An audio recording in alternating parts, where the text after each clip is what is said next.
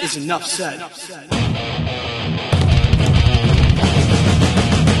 What's up, Heat Nation? Your boy Ernest here, and I am back with another Miami Heat Talk video. Before we get started, guys, click the like button. Don't forget to subscribe. We are literally 29 subscribers away from the big 4,000 subscriber mark. So click that beautiful red button. Now, let's get ready to rock and roll on another Miami Heat Talk adventure. And I know you guys know I'm excited. I know you guys know that I'm pumped. First and foremost, I want to take a minute to thank everybody that tuned in last night to the live draft special. We spent 2 hours and 28 minutes together. We had as much as 130 people at one time in the live chat. You guys were killing it with the comments. You guys were killing it with the positivity, the support, the love. And that was probably,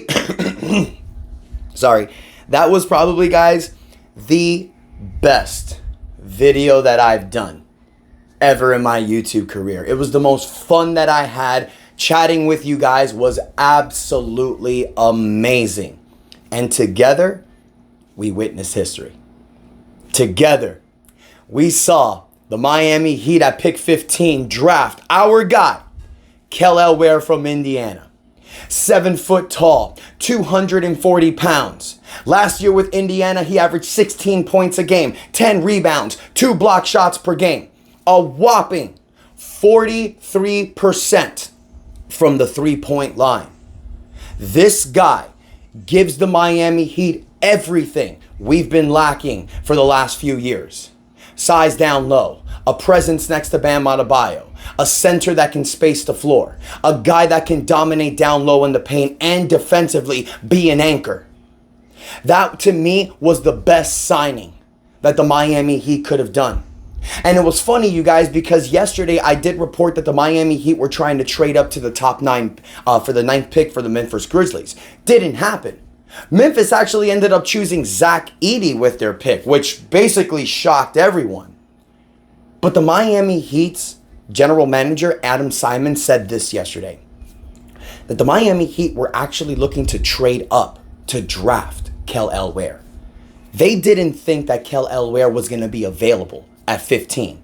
But after Memphis took Zach Edey at pick 9 and they were seeing the way the draft was going, they knew they were going to get their guy. So the Miami Heat stood tough. They drafted their guy, Kel'el Ware. Now, Kel'el Ware did say something interesting yesterday with his post-draft comments. He said this to Easton Spolnick yesterday in the 5 Reasons Sports. But they were asking him where could he fit in this Miami Heat team. And like, without skipping a beat, my man Kel'el Ware said, slide Bam to the 4, I'll be the 5, and we'll dominate. One of my subscribers yesterday gave Bam and Kel'el Ware a great little nickname, and that's it. We got the nickname for Bam Adebayo and Kel'el Ware, the Bash Brothers. You put those two dudes together in the front court, you are going to have a defensive presence unlike any team in the NBA, with Bam Adebayo, Jimmy Butler, and Kel'el Ware as your front court. Defensively, that will anchor this Miami Heat team. It would allow you to erase some of the defensive flaws that Duncan Robinson and Tyler Hero and maybe a little bit that Terry Rozier brings. Because we know that Terry Rozier and Duncan Robinson starting in the backcourt, not the best defensive unit. But if you have guys like Bam Adebayo and Kel'el Ware that can switch off of multiple positions out there, they make up for it. Now, if you guys notice, I'm wearing a Miami Heat number 7 jersey. This is actually a Kyle Lowry jersey. But why am I wearing this? Because yesterday it was reported by Ira Winderman that Kel'el Ware will wear the number 7 for the Miami Heat, which is crazy because when Kyle Lowry was traded here, he had to get permission from Goran Dragic to wear number 7. Kel'el Ware was given number 7. Maybe that means Goran Dragic's jersey won't be retired in the rafters, but that's neither here nor there. Miami Heat fans, let's get excited because we got our guy. And it's crazy, y'all. I mean, I've been calling myself the Miami Heat Nostradamus for about a year now. And I know it's a funny little joke that I've been doing, but a lot of the stuff that I said has come true. And look at what I just said with Kel'el Ware, what I've been saying for the last few weeks. When I did my draft series in the beginning of June, the first video that I posted was Kel'el Ware, saying that Kel'el Ware was the guy for the Miami Heat. I know people were talking about Devin Carter. I know people were talking about Zach Edey. I know a lot of people were talking about Jared McCain, Tristan Da Silva, Jacoby Walter, Dalton Connect fell down. So, people were saying maybe draft him. But the Heat stayed true. They stayed with their guy. They wanted their guy. Believe me, ladies and gentlemen, Kel'el Ware is the perfect fit for this Miami Heat team. Now, if you were trying to pick the best player available, you might have taken Dalton Connect. But that draft right there by Kel'el Ware tells me that the Miami Heat know what they need. Tells me that the Miami Heat are listening to their fans, listening to podcasters like myself, because it ain't just me. It's myself. It's Trent at Miami Heat Network. It's Martell and Miami Heat Zone Podcast. Amir at Team to Beat Miami Heat. Several other platforms have said the same thing. We need size. I think Bam Adebayo has been an elite center in the NBA. But at the end of the day, there are some teams that Bam plays against that when you look at it on paper, you're like, bro, it's going to be a tough night for Bam.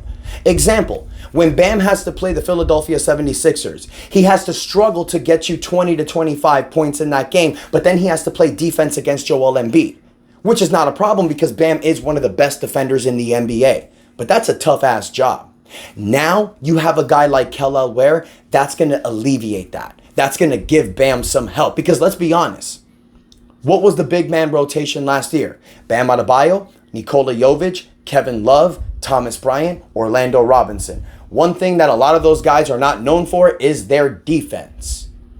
Now, next season, what I've been saying for weeks now, give me a power rotation of Kel'el Ware, Bam Adebayo, Nikola Jovic, and Kevin Love. That's going to be scary. Ladies and gentlemen, boys and girls, Miami Heat Nation, the Miami Heat drafted our guy. And I am incredibly happy and excited. Now the question is, where do we think Kel'el Ware is going to play? Is he going to start next to Bam? Is Nikola Jovic going to start next to Bam? And is Kel'el Ware going to be the backup center coming off the bench? If you ask me, Spo's probably going to start the season with Bam and Nikola Jovic starting. Might take a little bit of time. Then you can insert Kel'el Ware. I think Kel'el Ware can fit anywhere. You can start him next to Bam, or you can bring him off the bench for Bam.